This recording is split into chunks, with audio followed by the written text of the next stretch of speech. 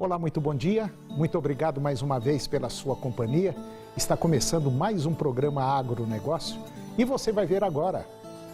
Exportações da soja brasileira são estimadas em 5 milhões de toneladas, acima do ano passado. Mercado do boi gordo e vaca gorda, o cenário observado é de firmeza nos preços. Jamaica, Haiti, Trinidad e Tobago, Guiana, Suriname e Barbados deverão suspender os embargos sobre as carnes brasileiras. E como anda a saúde das pastagens da maioria das propriedades de Goiás? Confaz renovou o convênio de isenções de ICMS para o trânsito interestadual de insumos agropecuários. Esses assuntos você vai ver daqui a pouquinho no Agronegócio que está começando.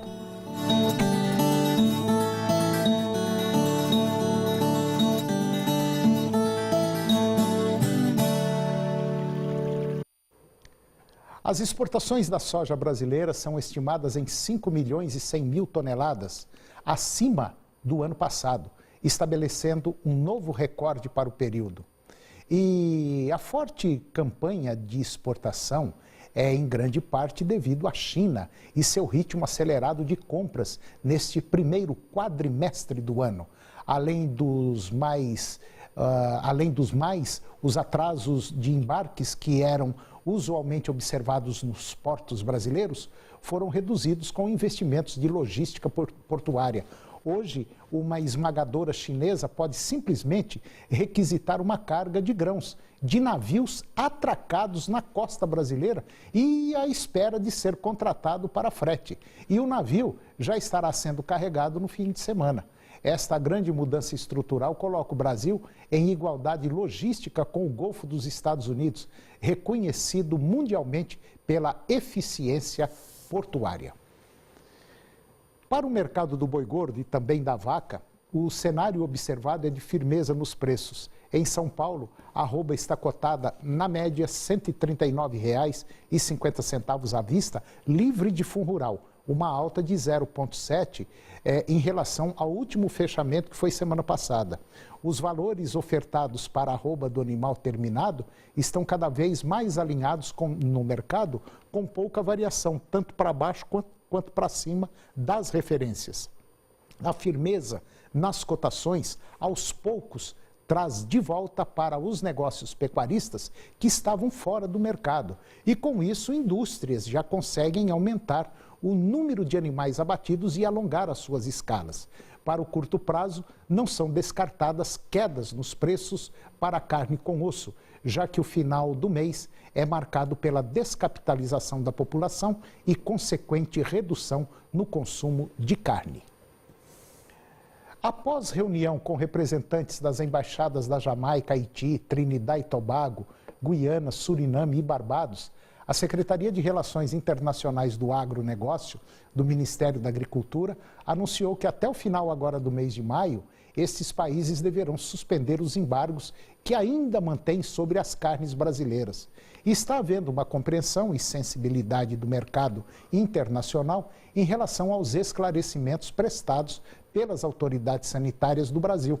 A Jamaica, por exemplo, que impôs duras restrições à carne, como suspensão das importações e recolhimento de produtos brasileiros, voltou atrás e cancelou o embargo no início de abril. Agora, nos próximos dias, possivelmente, até agora, o próximo dia 12, deverá chegar aqui no Brasil uma grande missão da União Europeia para inspecionar plantas de carne bovina e também de aves. Os países verificaram as informações veiculadas no início da Operação Carne Fraca e viram que não tinha fundamentação técnica e, por isso, reviram as restrições. Ano passado, os países da Comunidade do Mercado Comum do Caribe, o CARICOM, importaram 49 milhões de dólares de carne bovina e também de frango do Brasil. Este ano, no primeiro trimestre, os embarques somam 12 milhões de dólares. De janeiro a março, o Brasil já exportou para o mercado global 3 bilhões e 700 milhões de dólares de todas as carnes, contra 3,2 bilhões de dólares do mesmo período do ano passado. E agora vamos ver como é que anda o tempo para hoje aqui no estado de Goiás. Para a maioria dos municípios, nós teremos hoje possibilidade de pancadas de chuvas pela manhã, nebulosidade variável. Para outros estados, tempo parcialmente nublado, sol entre poucas nuvens. Vamos conferir agora a temperatura para os principais municípios de Goiás. São Miguel do Araguaia, 34 a máxima e 22 a mínima. Minasul, 32 a máxima e 20 a mínima. Posse, 32 a máxima e 21 a mínima. Aruanã, 34 a máxima e 22 a mínima. Cabeceiras, 29 a máxima e 18 a mínima. Itaberaí, 32 a máxima e 20 a mínima. Cristalina, 26 a máxima e 16 a mínima. Mineiros, 32 a máxima e 14 a mínima. E Rio Verde, 29 a máxima e 16 graus a temperatura mínima. E depois do intervalo, você vai ver que a saúde dos pastos de Goiás não anda muito boa. Vai ver também que o CONFAS renovou o convênio que mantém isenção de ICMS de insumos agropecuários. E vamos falar também sobre a produção de grãos aqui de Goiás. Nós voltamos já.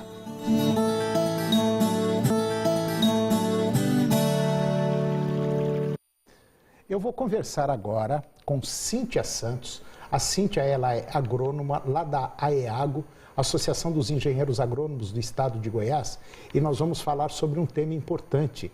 Nós vamos falar da saúde das pastagens aqui na região do Cerrado, ou seja, falar das condições fitossanitárias. Cíntia Santos, bom dia, tudo bem? Bom dia, tudo bem. Então tá bom. Cíntia, não vamos falar só Goiás, vamos falar na região do Cerrado, quer dizer, de maneira geral, o Brasil quase que todo, né? Nós temos aí uma área muito grande de pastagens, muito doente, né? Degradada, sem condição, às vezes, até de pastoreio, né? Como é que você enxerga isso? Sem condição mesmo, porque a gente fala até baseado num trabalho realizado pela Embrapa, através de sensoriamento remoto, que foi feito um levantamento, eles terminaram esse trabalho no final de 2014, que mais da metade das pastagens do Cerrado estão com algum tipo de degradação. Então, você pega aí Cerrado, abrange 11 estados mais o Distrito Federal, representa mais ou menos o quê? 24% do território nacional. Então, é muita coisa. Se você tomar como base que o Brasil tem por volta de 800 milhões aí de quilômetros quadrados, você pegar 20%, meu Deus do céu, é chão que não acaba mais. É quase que uma Europa, isso aqui. Você vê, você vê só nessa parte do Cerrado, causando uma degradação dessa, você vê como é que é o desastre econômico e ambiental nisso aí. Quer dizer, e todo mundo perde, né? Porque nós poderíamos ter aí 2, 3 cabeças de animais a mais e, na verdade, às vezes tem gente aí até tirando porque não tem condição de pastoreio, alugando pasto. Isso, na minha visão, é um negócio absurdo. Você sabe que o Cerrado sozinho, ele responde por 55% da produção da pecuária. Da pecuária brasileira. Da pecuária brasileira. E nós temos toda essa degradação. E nós temos toda essa degradação.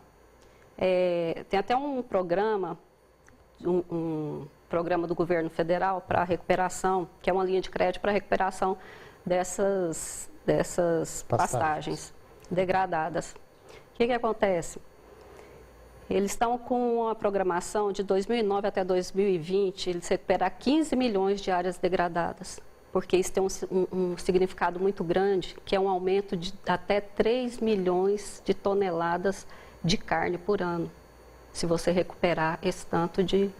Que nós podemos ter a mais. Que nós podemos ter a mais. Quer dizer, isso vai gerar o quê? Vai gerar emprego, vai gerar dinheiro, nossa, muita coisa. Gera emprego porque a pecuária, ela tem dentro do PIB, ela representa, ela tem grande representatividade dentro do PIB. 6,8 milhões de empregos diretos e indiretos. É muita coisa. É muita coisa. Agora, de maneira geral, eu acho que ainda tudo isso é uma questão também de cabeça do produtor, porque nós poderíamos devagar, lentamente, estar modificando essas pastagens e aumentando a lotação animal. Acontece que a gente só suga do pasto. Só suga. Hoje nós estamos vendo aí alguns produtores tentando fazer alguma coisa diferente e estão conseguindo fazer coisa boa. Você vê, nós temos vários programa de integração lavoura-pecuária. É uma das formas que você tem para a recuperação dessas áreas. E não fica caro, né, Cíntia? E não fica caro, sai até mais barato. E é uma forma eficiente de você aumentar a sua produção, produtividade, aumentar a renda, enfim, recuperar solo e, como diz, e correr para o abraço. Ficar, e contribuir para o meio ambiente também. Cíntia, eu gostei dessa conversa nossa aí. Você poderia voltar na próxima semana para a gente dar continuidade a isso aqui, porque tem muita coisa boa. Tem muita sobre esse assunto. Ok? Ok. Cíntia, obrigado, tá? Obrigada. E depois de intervalo eu vou comentar sobre a renovação do convênio que mantém isenção de ICMS de insumos agropecuários. E vamos falar também sobre a produção de grãos em Goiás. Nós voltamos já.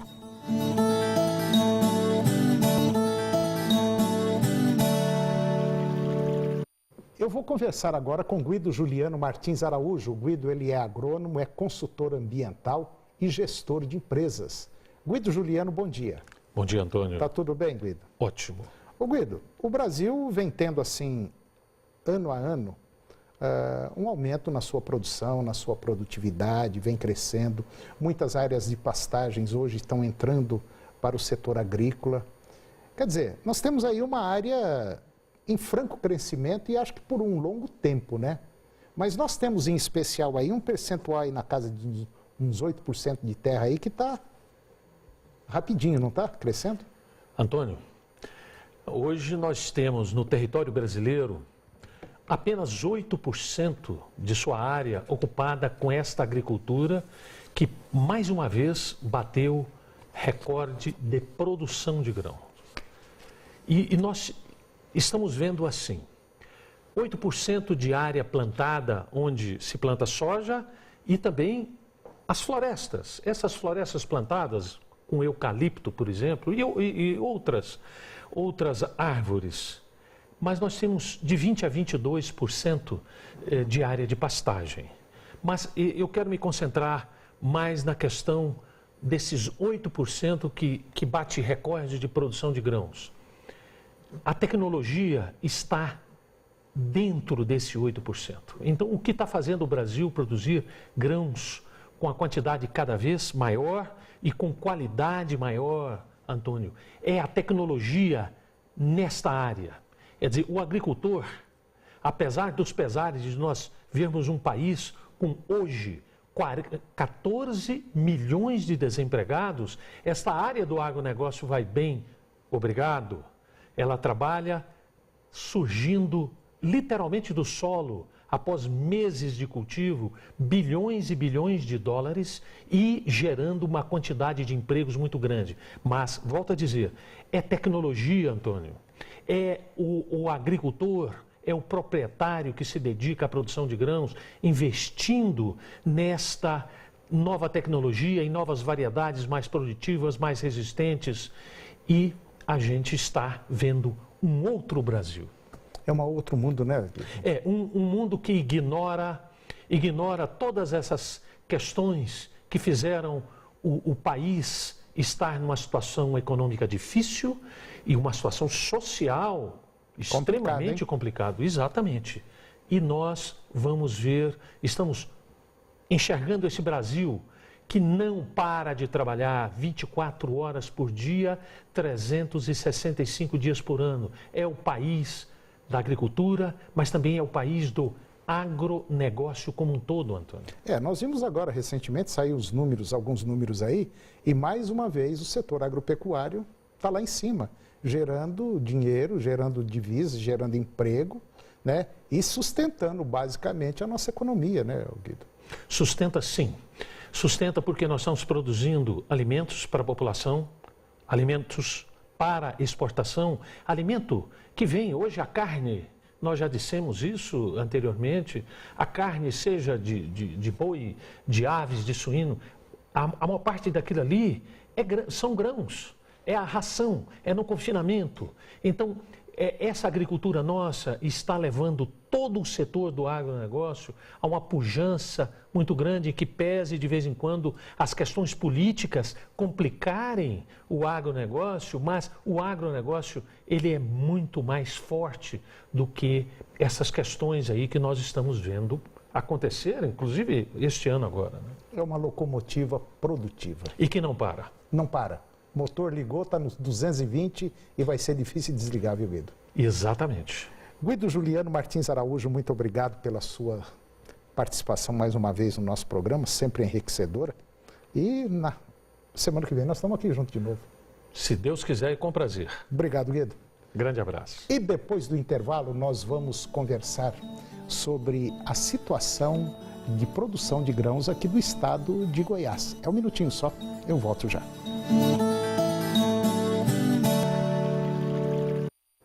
O Conselho Nacional de Política Fazendária, o CONFAS, renovou o convênio que tem por objetivo garantir a manutenção de isenções de ICMS para o trânsito interestadual de insumos agropecuários. Uma decisão que foi aí considerada muito boa, essa renovação.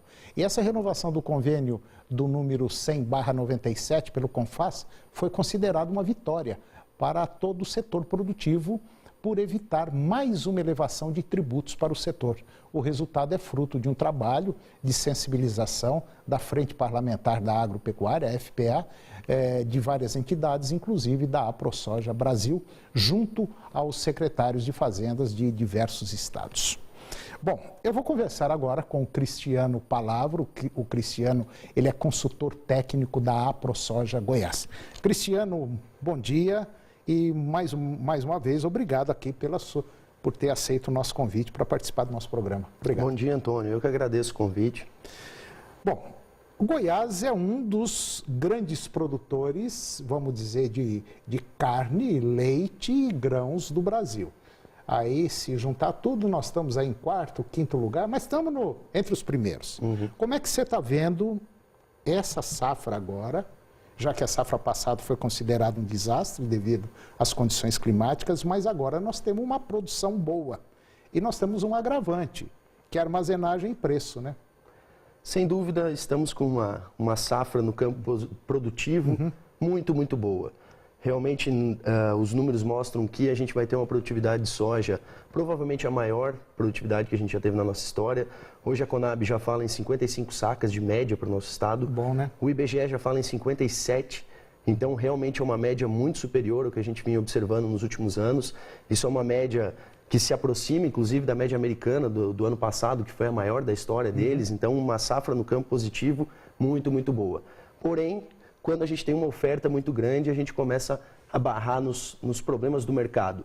O produtor perdeu algumas boas oportunidades no ano passado, a nossa comercialização de soja antecipada vem mais lenta nesse ano do que nos últimos anos e os preços cederam bastante, principalmente depois da sinalização da safra cheia, inclusive com a grande safra americana que veio.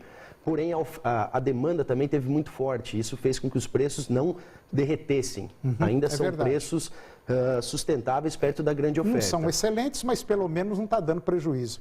Pelo menos por enquanto, né? Exatamente. Se a gente pensar nos patamares de produtividade que os produtores estão obtendo, realmente não temos prejuízos. Se fosse uma produtividade um pouco mais baixa, aí a conta fica apertada. E a gente observa também que nós vamos ter muito milho no mercado agora. E eu também tenho um programa no rádio e eu falava para muita gente, olha, cuidado, não plante sua área toda de milho, nós vamos ter uma produção boa. Mas não adianta o produtor joga a semente no chão e para ver o que acontece. E hoje nós estamos com um problema aí que talvez não paga nem o custo de produção, né? Realmente, a safra de milho, inclusive com essas chuvas do fim de semana, estão caminhando muito bem. E não é só aqui em Goiás, é no Mato Grosso, é no Paraná. A expectativa brasileira para esse ano é mais de 90 milhões de toneladas. Isso é 20 milhões a mais do que no ano passado. Então, vamos ter muita oferta de milho. O preço cedeu muito, hoje já em torno de 20, 21 reais no mercado disponível. E para o mercado futuro, para agosto e setembro, já abaixo do mínimo, em torno de 17, 18 reais. Realmente fica difícil fechar essa conta. O produtor tem que botar o custo de produção na balança. Pensar também que a safrinha é um investimento em fertilizante, é um investimento em matéria seca para a próxima safra. Se colocar todo o conjunto, vale a pena. Mas tem que produzir bem também. E a produtividade está caminhando para ser boa. Goiás hoje deve produzir o que de soja hoje? Soja e milho? Soja, cerca de 10,8 milhões de toneladas, segundo a Conab. IBGE já fala acima de 11. estão em torno de 11, e milho, somando safra e safrinha, vamos nos aproximar de 10, cerca de 9,8, sendo 7,8 na safrinha, 2 milhões aí na primeira safra. E quem está batendo palma e feliz da vida é o pessoal dos suínos, aves e bovinos também, né? Pelo menos esse ano dá um respiro para eles, já que o ano passado foi bem pesado. Foi cruel, né? Realmente o preço foi para patamares que a gente nunca tinha visualizado. Né? Na sua visão, você, como consultor de uma entidade muito importante que é a ProSoja, que conselho você daria para o produtor agora? O que ele tem que fazer agora? Ou não fazer nada e esperar para ver o que vai acontecer? Realmente o produtor, mais do que nunca, em momentos de baixa, tem que ficar muito atento ao mercado. É verdade. O que a gente fala vai ter mercado de clima daqui para frente, os americanos estão plantando, pode acontecer alguns problemas nesse meio tempo. A política brasileira influencia no câmbio, então pode ser que esse câmbio dê um rebote para cima. Então ficar atento, pegar aqueles ralis de alta e aproveitar os melhores preços. Tá certo. Cristiano Palavro, consultor técnico da ProSoja de Goiás, muito obrigado pela sua participação aqui no nosso programa. E o nosso programa está sempre com as portas abertas aí o dia que precisar, ok? Nós agradecemos, a entidade fica muito satisfeita em participar. Obrigado. E o programa de hoje chegou ao fim. E eu termino com a seguinte mensagem: volta teu rosto sempre na direção do sol, e então as sombras ficarão para trás. Um grande abraço, bom dia e até o próximo programa.